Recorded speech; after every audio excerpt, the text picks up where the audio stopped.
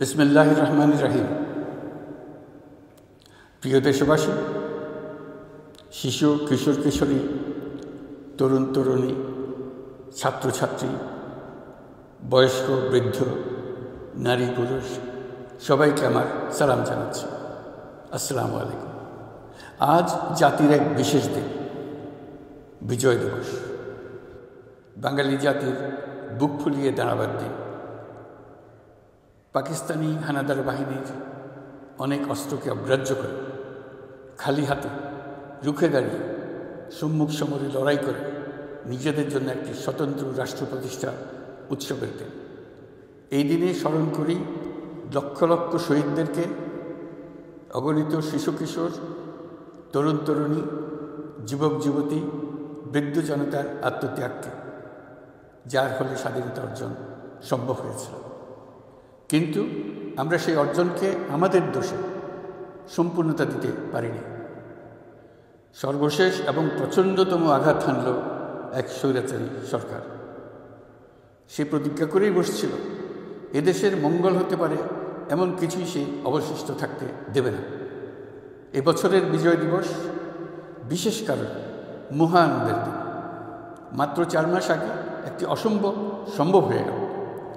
দেশের সবাই মিলে একজোটে হুঙ্কার দিয়ে উঠল। পৃথিবীর ঘৃণ্যতম স্বৈরাচারী শাসককে পালিয়ে যেতে বাধ্য করে আমাদের প্রিয় দেশকে মুক্ত করেছে ছাত্র জনতার সম্মিলিত অভ্যুত্থান। যে হাজার হাজার শহীদ এবং আহতদের আত্মত্যাগ এবং ছাত্র জনতার অটুট ঐক্যের মাধ্যমে এই গণ অভ্যুত্থান সম্ভব হল, তাদের সবাইকে স্মরণ করে এবং আজ এবারের মহাবিজয়ের দিনে সমগ্র জাতির পক্ষ থেকে তাদের প্রতি সশ্রদ্ধ সালাম জানায়। নাগরিক অধিকার ও মর্যাদা নিশ্চিতের জন্য, গণতন্ত্রের জন্য একটি বৈষম্যহীন দেশ গড়ার তাগিদে ছাত্র জনতা স্বৈরাচারীর রক্তচক্ষুকে উপেক্ষা করে রক্ত দিয়ে 4 মাস আগে নতুন বাংলাদেশ গড়ার জন্য যে ঐক্য গড়ে তুলেছিল, সে ঐক্য এখনও পাথরের মতো মজবুত আছে। মাত্র কয়েকদিন আগে জাতি আবার গর্জে উঠে সমগ্র পৃথিবীকে সে কথা জানিয়ে দিয়েছে। যখন পরাজিত শক্তি নড়ে চড়ে ওঠার চেষ্টা করছিল, সকল রাজনৈতিক দলের এবং সকল ধর্মের শীর্ষ ব্যক্তিদের এবং ছাত্রদের সমাবেশের মাধ্যমে এক কণ্ঠে সজোরে ঘোষণা দিয়েছিল, আমরা যে নিরেট ঐক্যের মাধ্যমে অভ্যুত্থান করেছি, সে ঐক্য আরও জোরদার হয়েছে। 4 মাসের ব্যবধানে আমাদের ঐক্য কোথাও শিথিল হয়নি। নতুন বাংলাদেশ গড়ার সংকল্পে আমরা অটুট আছি। বহির্বিশ্বে চাতুর্যপূর্ণ প্রচারণা দিয়ে যারা আমাদের মধ্যে দূরত্ব সৃষ্টির চেষ্টা করছে, তারা দূরত্ব সৃষ্টি তো করতে পারেইনি, বরং সারা জাতিকে সগৌরবে উচ্চকণ্ঠে তার ঐক্যকে পৃথিবীর সামনে তুলে ধরতে উজ্জীবিত করেছে। পরাজিত শক্তি তাদের পরাজয় কিছুতেই মেনে নিতে পারছে না। তারা প্রতিদিন দেশের ভেতরে এবং বাইরে থেকে জনতার অভ্যুত্থানকে ব্যর্থ করার জন্য বিপুল অর্থ ব্যয়ে নানা ভঙ্গিতে তাদের চেষ্টা চালিয়ে যাচ্ছে। পাচার করা হাজার হাজার কোটি টাকা তাদের আয়ত্তে রয়েছে।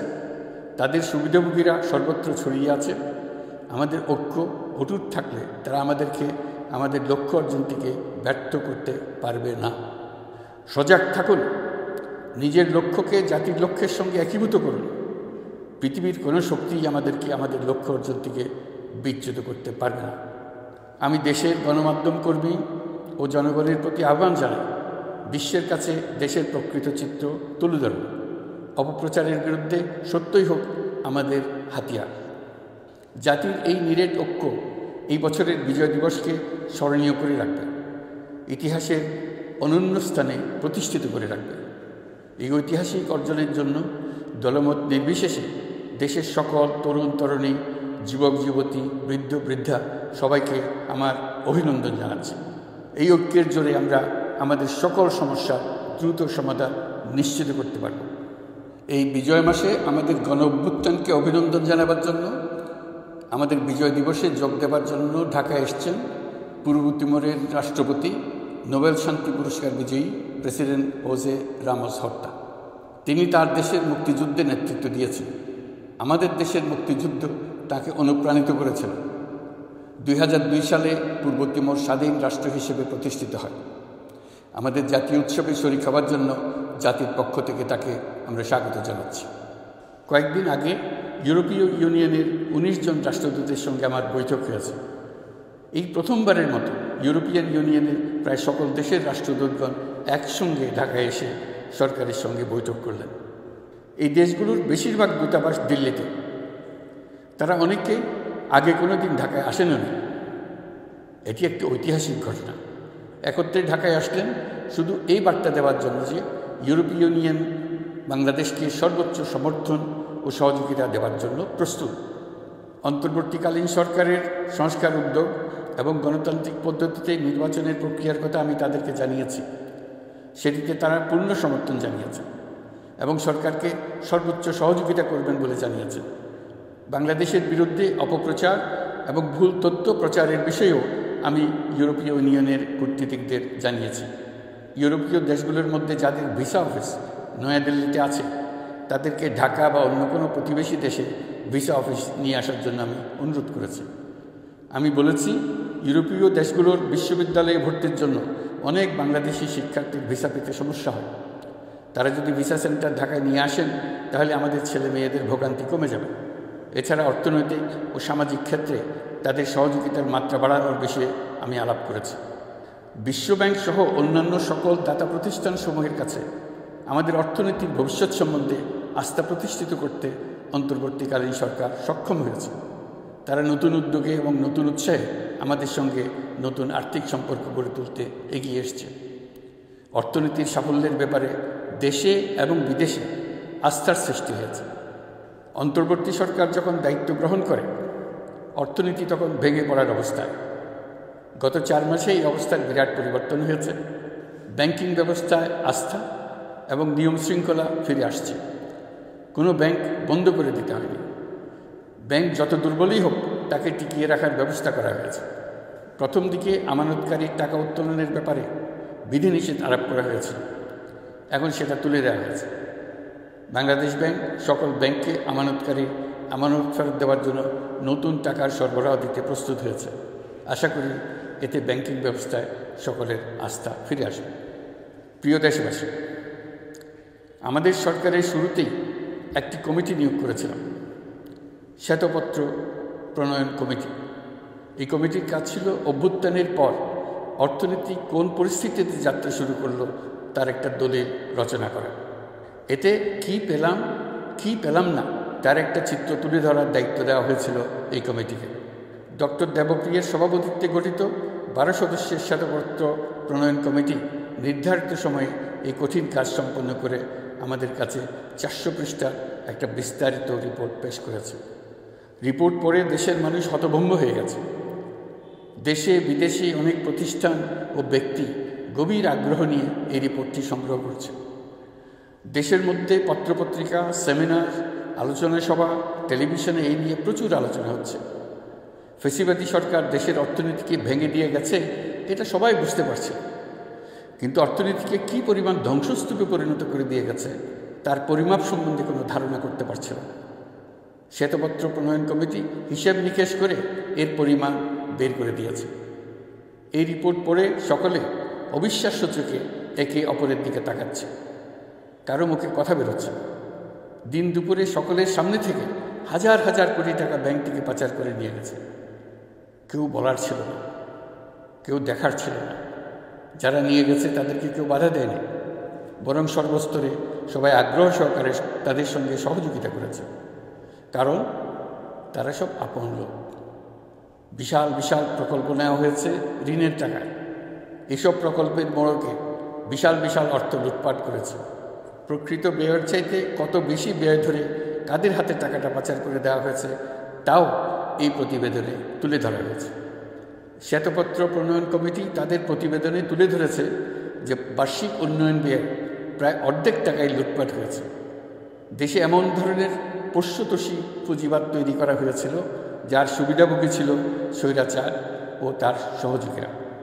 প্রতিবেদনে উল্লেখ করা হয়েছে যে নির্দিষ্ট কিছু গোষ্ঠীকে সুবিধা দিতে যে পরিমাণ কর ছাড় দেওয়া হয়েছে সেটা অর্ধেকে নামিয়ে আনা গেলে দেশের শিক্ষা বাজেট 2 গুণ, স্বাস্থ্য বাজেট 3 গুণ করা সম্ভব ছিল। পাচার করা এই টাকা আপনাদেরই টাকা। তারা প্রকাশ্যে আপনাদের কষ্টার্জিত টাকা লুট করে বিদেশে ভোগবিলাসে ব্যয় করছে। সম্প্রতি গার্ডিয়ান পত্রিকাতেও পাচার করা টাকায় গড়ে তোলা সম্পদের পাহাড় নিয়ে একটা সচিত্র প্রতিবেদন প্রকাশিত হয়েছে। পাচার করা এই সীমাহীন অর্থ এখন আবার দেশে গোলযোগ সৃষ্টি করে তারা এদেশে ফিরে আসার সুযোগ সৃষ্টির কাজে ব্যয় করছে। আপনারা দেখতেই পাচ্ছেন এই টাকা কীভাবে দেশের সংহতির বিরুদ্ধে সকল প্রকার অপপ্রচারের কাজে লাগানো হচ্ছে। প্রতি বছর অর্থনৈতিক প্রবৃদ্ধির যে হার দেখানো হয়েছে সেটাও মনগড়া। দেশকে এবং পৃথিবীকে বলা হচ্ছিল কি সুন্দর দেশ বাংলাদেশ, লাফিয়ে লাফিয়ে তার উন্নয়নে গিয়ে চলছে। এখন বাংলাদেশ ব্যাংকের বড় কাজ হলো পাচার করা টাকা দেশে ফিরিয়ে আনা। তারা তাদের সর্বোচ্চ ক্ষমতা দিয়ে সেটা চেষ্টা করছে। কাজটা কঠিন, কারণ এই বিষয়ক আইন কঠিন। আমরা বাংলাদেশ ব্যাংকের সাহস ও সমর্থন দিয়ে যাচ্ছি। বারবার বলছি, অন্তর্বর্তী সরকারের আমলে আংশিক টাকা হলেও যেন ফেরত আনা যায়।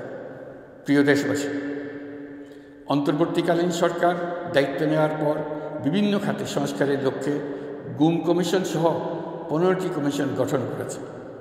এসব কমিশন পূর্ণ উদ্যমে তাদের কাজ করে যাচ্ছে। গুম কমিশন গত পরশু তাদের প্রতিবেদনের প্রথম খণ্ড আনুষ্ঠানিকভাবে পেশ করে গেছে। গুমের শিকার বহু পরিবারের নিরাপত্তার স্বার্থে এটা এখন প্রকাশ করা যাচ্ছে না। এই প্রতিবেদন পড়ার আগেই আপনাদেরকে সাবধান করে রাখি, এটা একটা লোমহর্ষক প্রতিবেদন। মানুষ মানুষের প্রতি কী পরিমাণ নৃশংস হতে পারে এতে আছে তার বিবরণ।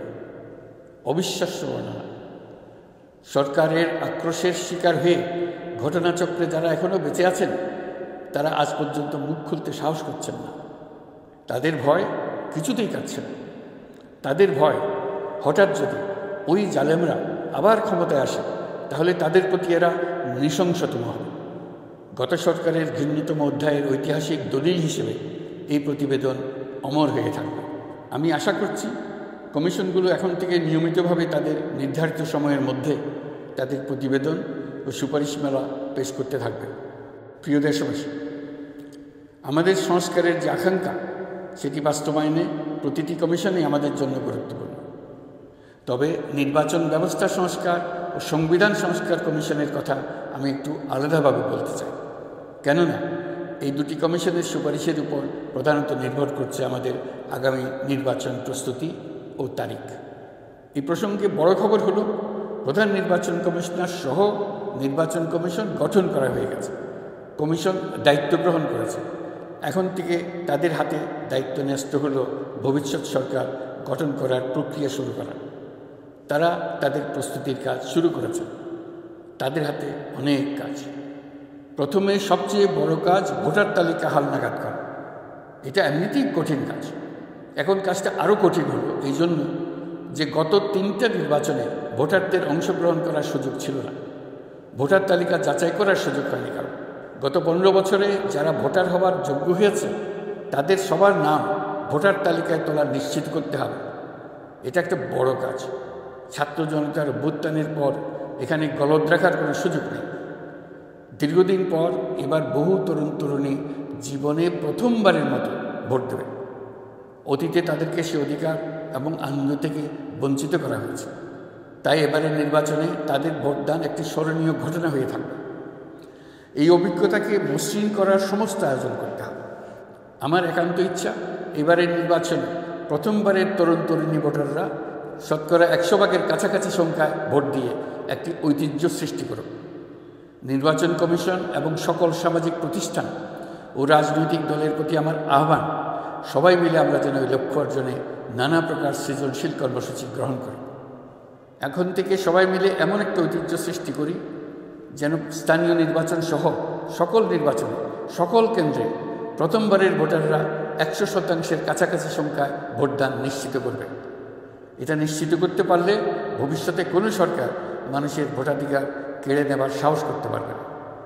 নতুন ভোটার ছাড়াও যাদের আগে থেকে ভোটার তালিকায় নাম থাকার কথা ছিল তারা ভোটার তালিকায় আছে কিনা তা নিশ্চিত করতে হবে।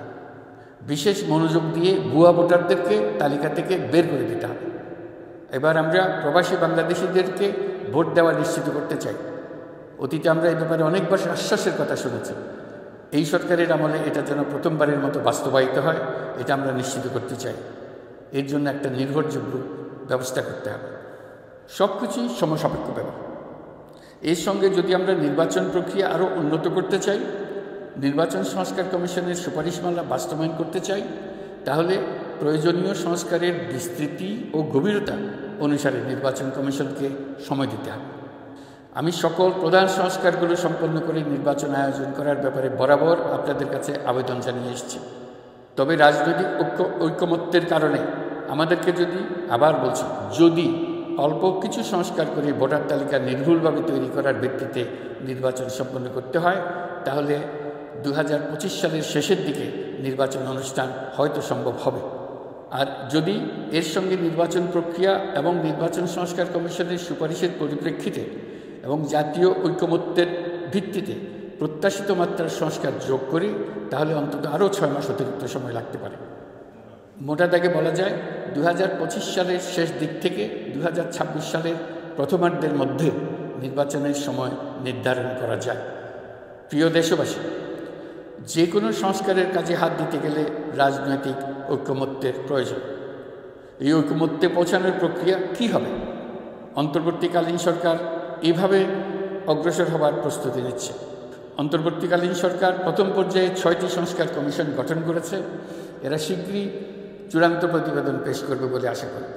আমরা এই 6 কমিশনের চেয়ারম্যানদের নিয়ে একটি জাতীয় ঐকমত্য গঠন কমিশন প্রতিষ্ঠা করার দিকে অগ্রসর হচ্ছে।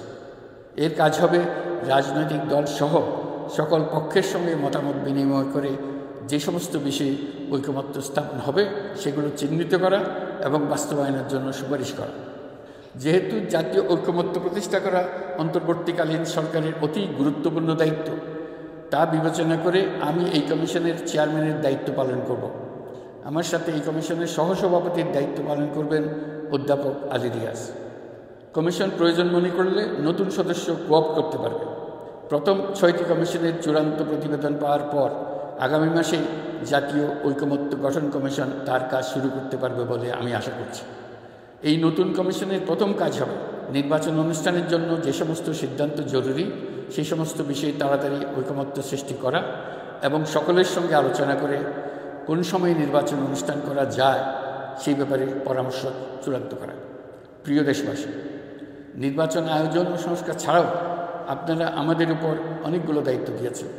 এর মধ্যে রয়েছে অর্থনীতি পুনরুদ্ধার ও মানুষের জীবনমান উন্নয়ন। ফেসিবাদী সরকারের কাছ থেকে আমরা বিপর্যস্ত এক অর্থনীতি পেয়েছি। আমাদের বৈদেশিক রিজার্ভ তলানিতে গিয়ে থেকেছে। 2024 সালের নভেম্বরে রপ্তানি আয়ের পরিমাণ ছিল $4.12 বিলিয়ন, যা আগের মাসের তুলনায় 15.63% বেশি। সামগ্রিকভাবে 2024 সালের জুলাই নভেম্বর সময়কালে রপ্তানি $16.11 বিলিয়ন পৌঁছেছে। গত বছর একই সময়ে রপ্তানি আয় ছিল $14.34 বিলিয়ন। বছরের হিসাবে এই প্রান্তিকে রপ্তানি আয়ের প্রবৃদ্ধি 12.34%। বৈদেশিক মুদ্রার রিজার্ভ $19 বিলিয়ন পৌঁছেছে। এসবের মাধ্যমে আমাদের অর্থনীতি ঘুরে দাঁড়াতে শুরু করেছে। পরিস্থিতির উন্নতি হচ্ছে।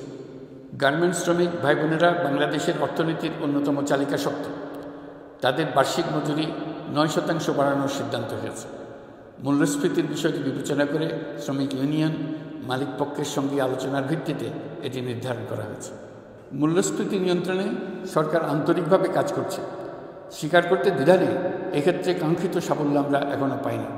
তবে আমার বিশ্বাস মূল্যস্ফীতি শিগগিরই কমে আসবে। গত কয়েক মাসে বাজারে কিছু পণ্যের দাম বেড়েছে। আমরা সরবরাহ বাড়িয়ে, আমদানিতে শুল্ক ছাড় দিয়ে, মধ্যস্বত্বভোগীদের দৌরাত্ম্য কমিয়ে এবং বাজার তদারকের মধ্য দিয়ে জিনিসপত্রের দাম কমিয়ে আনার চেষ্টা করছি। পরিবহন খাতে চাঁদাবাজি এখনও পুরোপুরি বন্ধ করা যায়নি।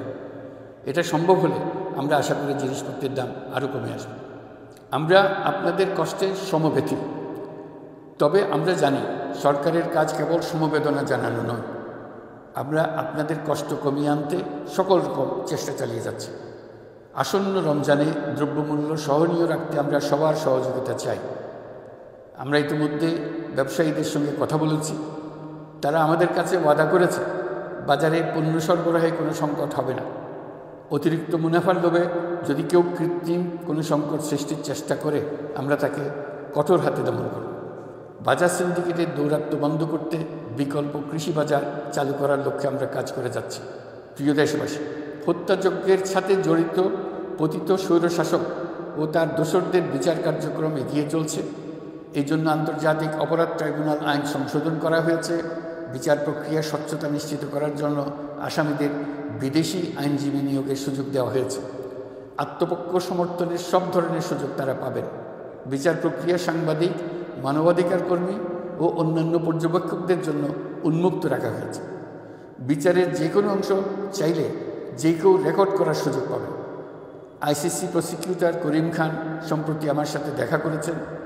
তিনি আইসিটি প্রসিকিউটর এবং অন্যান্য কর্মীদের প্রশিক্ষণ দিতে সম্মত হয়েছেন এবং আইসিটিকে আন্তর্জাতিক মানে উন্নীত করার সহায়তা দিতে প্রতিশ্রুতি দিয়েছেন। আলাদাভাবে আমরা গণহত্যাকারীদের বিরুদ্ধে আন্তর্জাতিক অপরাধ আদালতে মানবতা বিরোধী অপরাধের মামলা করব বলে তাকে জানিয়েছে। প্রিয় দেশবাসী, জুলাই বিপ্লবে বাংলাদেশের ছাত্র, শ্রমিক, জনতা মিলে যে অসাধ্য সাধন করেছে তার অন্যতম শক্তিশালী ভূমিকায় ছিল এদেশের নারীরা।